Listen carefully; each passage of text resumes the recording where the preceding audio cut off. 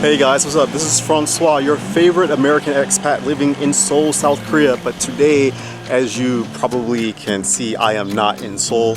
I am in the countryside city of Cheongyang. Cheongyang is a city located in the southern part of the Cheongnam province of Korea. In Korean, we say Cheongnam-do, which is my favorite province to pronounce. I just love how it kind of rolls off of your tongue, Cheongnam-do.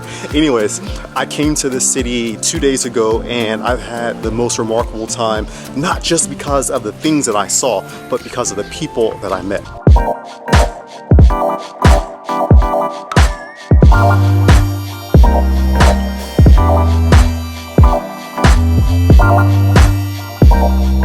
Okay, when I travel to the countryside cities, I try to always find the special name of the city, because each city has a special name in Korea that is attached to it. Like, as I said before, it's Seoul, Hi Seoul, and it's Daejeon, and romantic port city of Mokpo.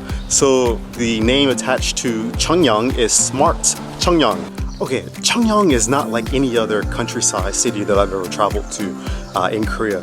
For one reason, it's not as developed as other countryside cities, so things close early here, like really early. If you want to eat out late at night, past 8 o'clock, probably not going to happen unless you get pizza or you find some chicken or even eat at the convenience store.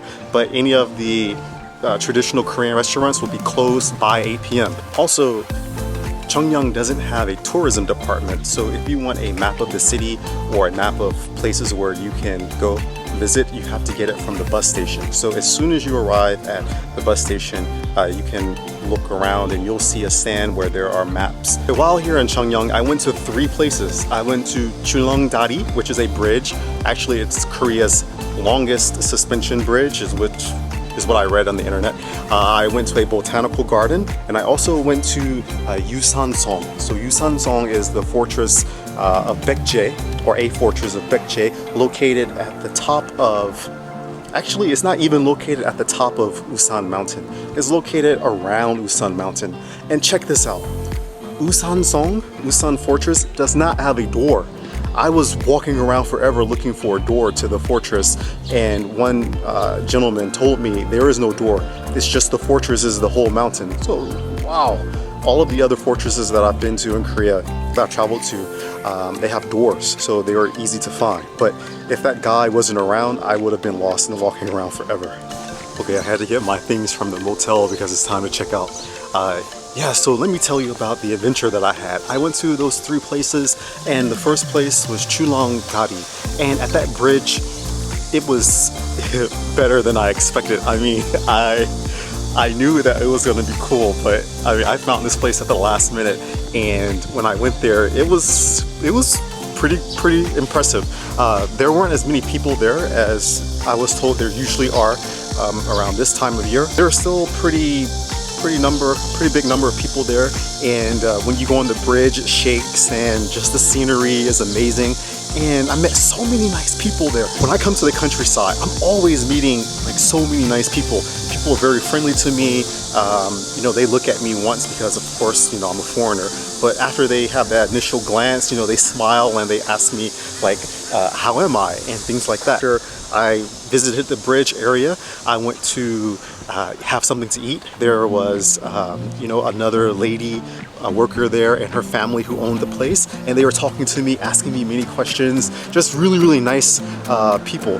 And the waitress, she actually subscribed to my YouTube channel, so now I really have to put a lot of my videos in Korean. I just met so many wonderful people at Julong-Daeri, and you know, I had some of the famous makgeolli that is made from it's not gochu, it's not a pepper, it's made from, I think, a date.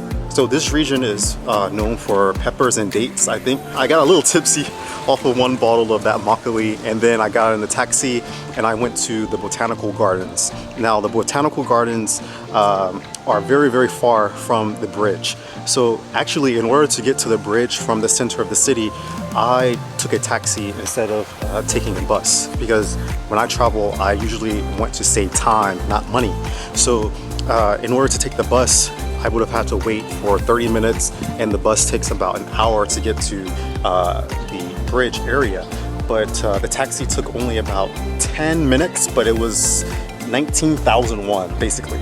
So 19,000 won to get to the bridge from the center of Cheongyang, and then from the bridge to the botanical gardens, it was about 30,000 won.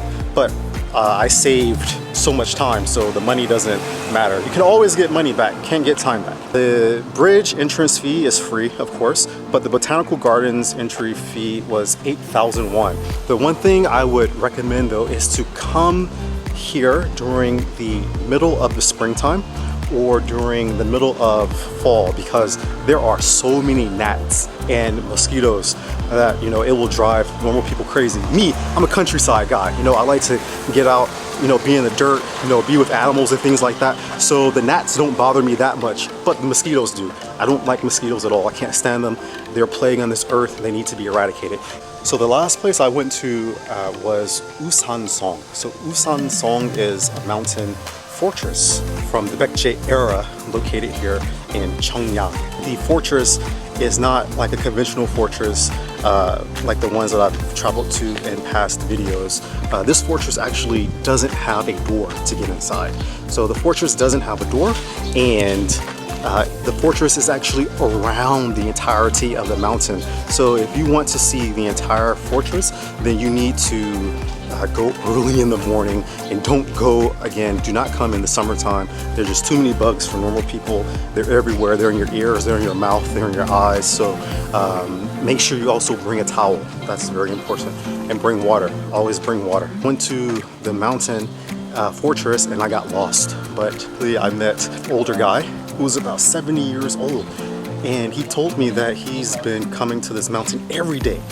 He's 70 years old. He's in such great shape. The elderly people here in Korea compared to the ones in America are just, actually you can't compare them. It's non-comparable. He led me around the mountain fortress, and I was able to take some amazing photos of the area and to also take photos of the center of the city. Okay, so would I recommend Cheongyang for a visit during the summertime, or, you know, whenever you have time off? Yes, I would. There are a lot of things to see. Don't get me wrong. There are so many things to see. You can't see them possibly all in one day. So you would need to come early in the morning to tackle as many things as you could. If you want to, you can come and stay, you know, for multiple days. Just keep in mind that you know, this is a really underdeveloped countryside. Hope you come down here too. Make sure you continue to follow me on this channel so you can see more of my life experiences here in Korea, and also my travel experiences around this country as well. So don't forget, like, comment, and subscribe, and I'll see you guys in the next one. Take care, be good, peace.